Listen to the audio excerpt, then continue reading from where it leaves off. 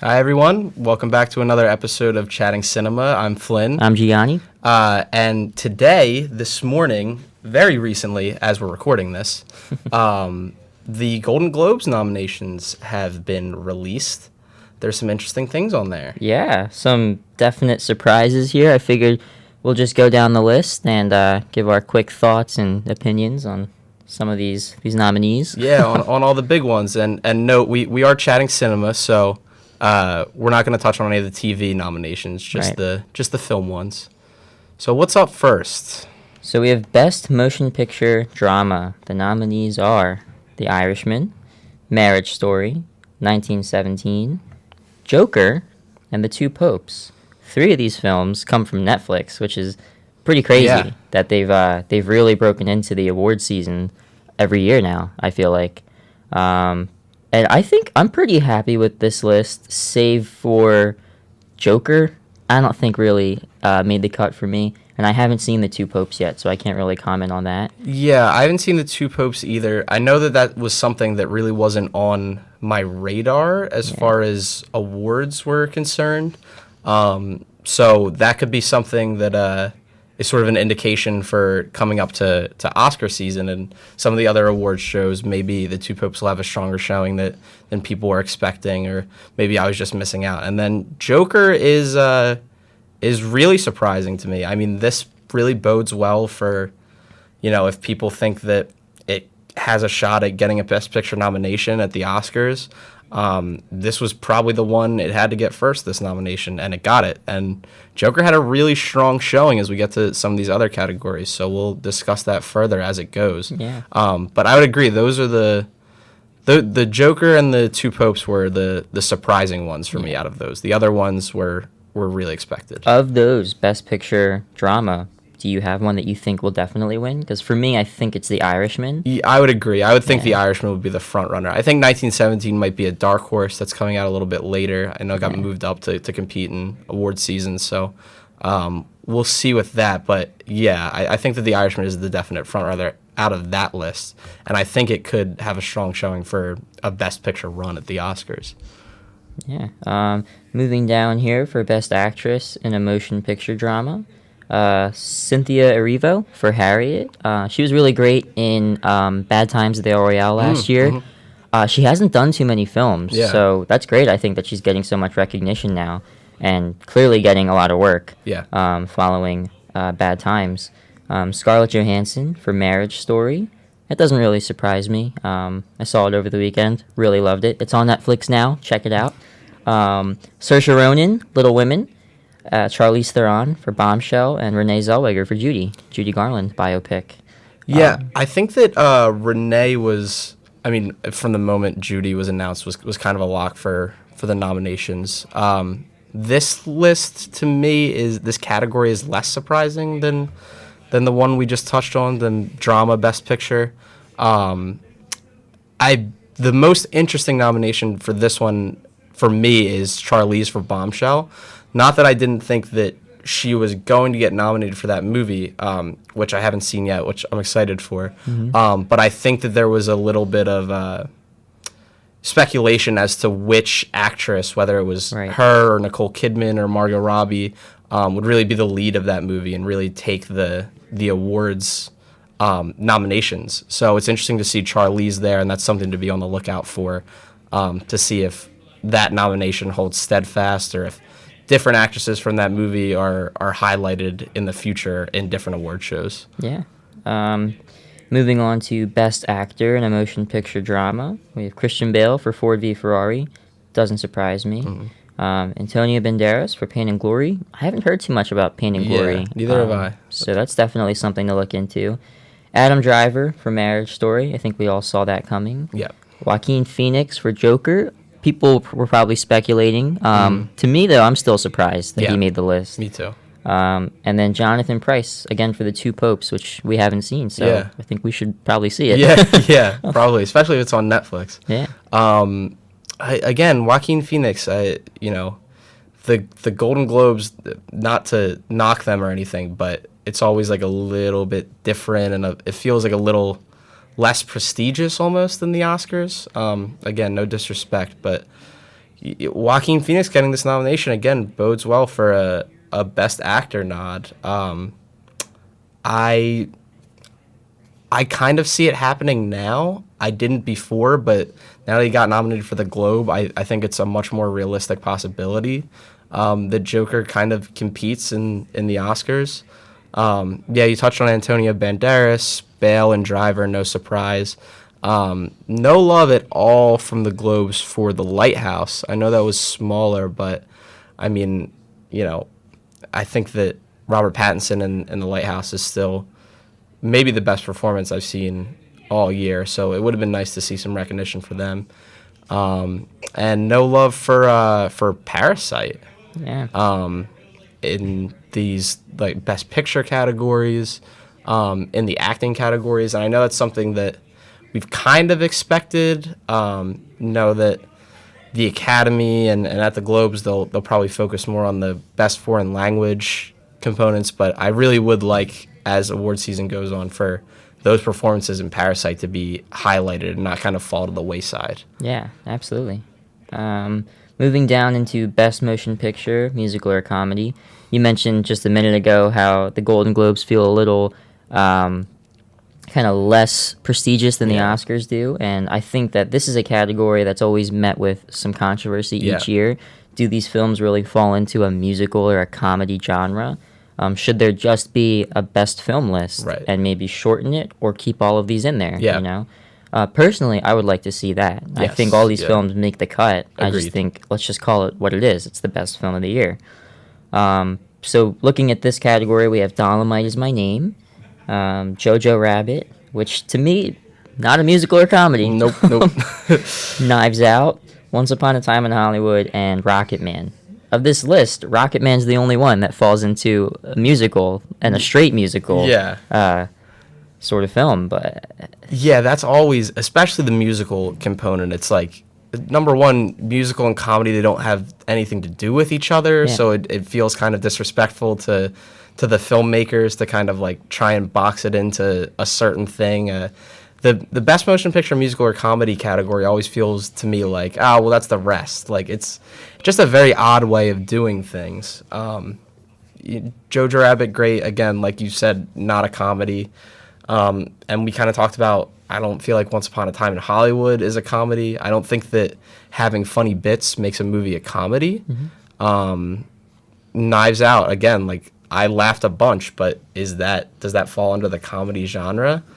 I don't know. And, I think that all these movies are deserving of recognition, but to have a specific comedy category and not have Booksmart in there is kind of sad, because I really loved Booksmart and I would like to see it get more attention, but if the Globes are any indication, it's probably not come Oscar season. So that is a little bit disappointing. Yeah, and you mentioned Booksmart. It didn't even get a Best Drama nomination, which I think it goes both ways throughout the whole film. Moving down into Best Actress for Musical or Comedy, Ana de Armas for Knives Out, Awkwafina for The Farewell, Kate Blanchett for Where'd You Go, Bernadette, Beanie Feldstein for Booksmart, and Emma Thompson for Late Night. I think this is a really good list. I think all of these actresses gave really great performances in these films. Agreed. Although I would say that for Kate Blanchett, that's a little surprising, because Where'd You Go, Bernadette, I think, first of all, received poor reviews from both critics and audience, and didn't make a whole lot of money at the box office. I don't think anyone really saw it. It flew very much under the radar. So that was definitely surprising to see that. It is cool highlighting some of these performances like Anna and Awkwafina and Beanie. And again, when it comes to the Golden Globes and the way they do things and split up these categories, it becomes kind of hard to see, like, okay, well, where will the Oscar nominations come from? Because you have 10 actors for Best Actor and 10 actresses for Best Actress. I don't know if any of these performances have a shot at getting a nomination for Best Actress, but I know they were all very good.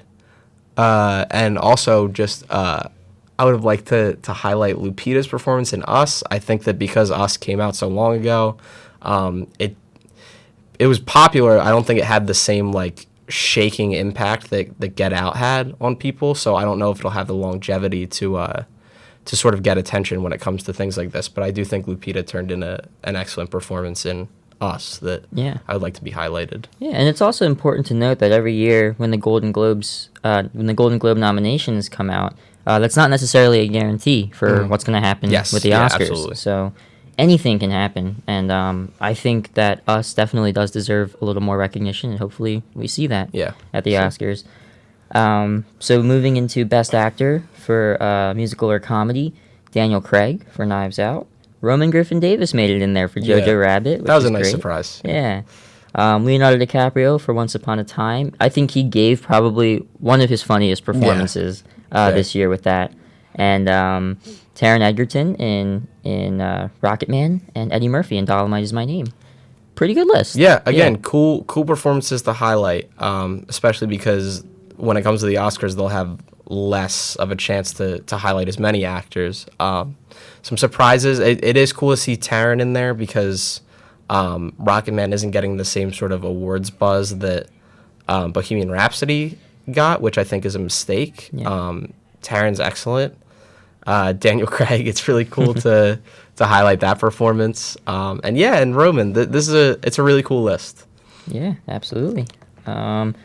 Getting to the end here, Best Motion Picture for animated film, we have The Missing Link, Toy Story 4, The Lion King, How to Train Your Dragon: The Hidden World, and Frozen 2. This is an interesting list because save for The Lion King, I think we kind of knew these were going to make the list. Yes. But The Lion King, the whole time, and all the marketing was billed as a live-action film. Yeah. So how's this? Yeah, that's the one thing I would touch on it, and that's going to be interesting to see if that translates to the Oscars as far as if they consider it an animated movie.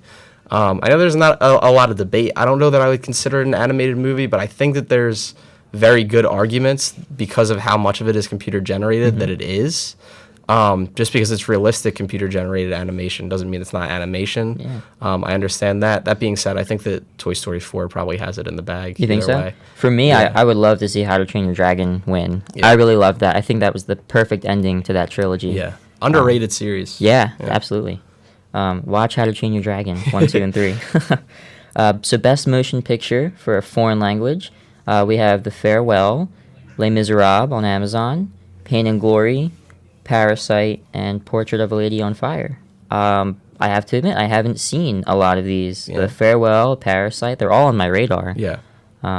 Yeah. Less surprising, Yeah. this category. I would like to see Parasite get recognition in the main Best Picture categories as well. But I think that it's probably a runaway for foreign language. Yeah. So Best Actress in a Supporting Role in Any Motion Picture, we have Kathy Bates for Richard Jewell, which comes out this Friday, I Yes, believe. yeah. I'm interested to see that. Clint Eastwood's kind of big return to making a good movie, I think. It's been a while. Annette Bening for The Report. I'm happy to see that because I just saw The Report over the weekend. I had like an Adam Driver kind of binge. And I think The Report is a very timely film. And I think all the performances across the board are really great. So I'm happy to see that for her. Laura Dern, she did Kill It in Marriage Story, so rightfully she has that nomination. Jennifer Lopez in Hustlers, and Margot Robbie in Bombshell. Yeah. Again, as we've kind of gone down, the categories have been less surprising. As we sort of touched on with Bombshell and how the actresses will be categorized, that'll be interesting. But yeah, I think that's another solid list. Yeah. Have to see a lot of these movies and sort of gauge compared to the rest of the movies of the year. But as we've winded down, these seem less controversial, although we will be coming up on one that it's a little bit soon. So we have Best Actor in a Supporting Role next for Any Motion Picture. Tom Hanks for A Beautiful Day in the Neighborhood. I think that was a lock from the second that his casting was announced as Fred Rogers. Yeah, I know a lot of people are surprised that it would be supporting. Yeah. Given how the movie is framed, but if you see the movie, you will see that I do think it is a supporting role, and I think that's categorized right. Sure. Anthony Hopkins for The Two Popes, Al Pacino and Joe Pesci for The Irishman, and Brad Pitt for Once Upon a Time in Hollywood. Now, I have a prediction here. With Al Pacino and Joe Pesci nominated for supporting actor in a motion picture, and De Niro not to get the nomination for Best Actor, I think he's probably a lock for the Oscars now. Yeah. I think he will get that nomination. I agree. That was definitely surprising. Yeah. That De Niro was the one left out. But yeah, they both get in there. Brad Pitt supporting role. I understand. I do think him and De Niro are sort of co-leads in that movie. I think that Brad Pitt drives a lot of the action. DiCaprio? Did I say De Niro? Yeah, you said De Niro. We're on the De Niro kick. We with are. action. Yeah, Robert De Niro is not in Once Upon a Time in Hollywood. Al Pacino is. Yeah. But yeah, I do think that he drives the action quite a bit, and I think there's an argument to be made for co-leads. But it's smart to categorize performances like that and sort of campaign for it to get as much recognition as possible for the performances. Yeah. So that's what it takes for the Oscars. That would be cool with me because I think Brad Pitt is great in that movie. Yeah. Moving into probably the most controversial category this year, Best Director, Motion Picture. We have Bong Joon-ho for Parasite, Sam Mendes for 1917, Todd Phillips for Joker, Martin Scorsese, The Irishman, and Quentin Tarantino, Once Upon a Time in Hollywood. Todd Phillips is kind of the surprise on this list. Yeah, that's the elephant in the room, I guess. I mean, I don't see it. I really don't. Not trying to disrespect Todd Phillips in any way. And before I get into that, Bong being in there is a nice surprise for Parasite. But I think that there's, number one, the Golden Globes got knocked for having all male nominees in their director categories by Natalie Portman. So to roll with it again is interesting. Yeah. I just think there are so many. I mean, there are plenty of women you could have nominated in Greta Gerwig for Little Women, Marielle Heller for Beautiful Day in the Neighborhood, even Olivia Wilde for Booksmart. Yeah. There's Robert Eggers for The Lighthouse. There's Noah Baumbach for Marriage Story. I mean, I think that it's really surprising to slot Todd Phillips in there because I think that a lot of the discourse around Joker is how much Joaquin's performance kind of carries that movie throughout the whole thing. And so, you know, I feel like Todd Phillips is kind of less deserving of recognition. But if you want him to get nominated for Best Director at the Oscars, this is a good first step. Yeah, definitely. I totally agree with you in the way of Joker being nominated for both Best Picture and Best Director. I mean, to me, that film is less about a story and more about just watching a performance the whole time. We're just there for Joaquin, you know, whereas so many of these other films you mentioned, like Booksmart and like Knives Out didn't get a nomination, Marriage Story. See, these are all films that have serious stories to tell. Right. And rightfully, they should be recognized here, but they're not. So, very interesting. Definitely controversial. Moving into Best Screenplay, Noah Baumbach for Marriage Story. Happy to see that. Yep. Bong Joon-ho and Han Jin-won for Parasite. Anthony McCartan, The Two Popes. Quentin Tarantino, Once Upon a Time in Hollywood. And Steve Zalian, The Irishman. This is a good list. I'm happy with this one. Yeah, again, as we touched on with every category with The Two Popes nominated, it really wasn't on my radar to see it come on so strong, and this is so big for Netflix and streaming services looking to break into sort of this realm of film. Yeah, Baumbach is great to have in there. Bong for Parasite, again, is a nice surprise. I think that, you know, we sort of touched on off camera coming in that maybe Rian Johnson should have been, if any category for Ryan, it should have been this one. I think that the screenplay for Knives Out is so sharp and so clever and really like precise in the way that it's written. I think it's an impressive achievement. But less of an issue with the screenplay category. Sure. Less surprises. Yeah, I would say that for the screenplay category, I really don't know which way it's going to go. Yeah. I mean, I haven't seen Parasite or The Two Popes, but as far as the other three go, I think that the screenplays really carry the entire movie. Yeah. So I'm definitely interested to see who's going to win that. Yeah, and it'll be interesting to see how they vote, especially because, I mean, Bong Joon-ho is nominated for Parasite, and that's great, but it is a foreign language screenplay, Right. so will that hurt it as far as the people who are voting on this category for the award? Yeah. I think we'll end on Best Original Score. Yeah, We're not going to get into any of the TV series here. So we have Alexander Desplat for Little Women, Hildur for Joker. I don't know his last name. Yeah, I'm not sure how to pronounce it. I'm not going to try and butcher that. Randy Newman for Marriage Story, Thomas Newman for 1917, and Daniel Pemberton for Motherless Brooklyn. The Newman category. Yeah. I think I want to preface this by saying that Randy Newman should take it because the Marriage Story score is probably my favorite of the year. And it's interesting that it's Marriage Story, and he scored all of the Toy Story films too. He's got a type. Yeah.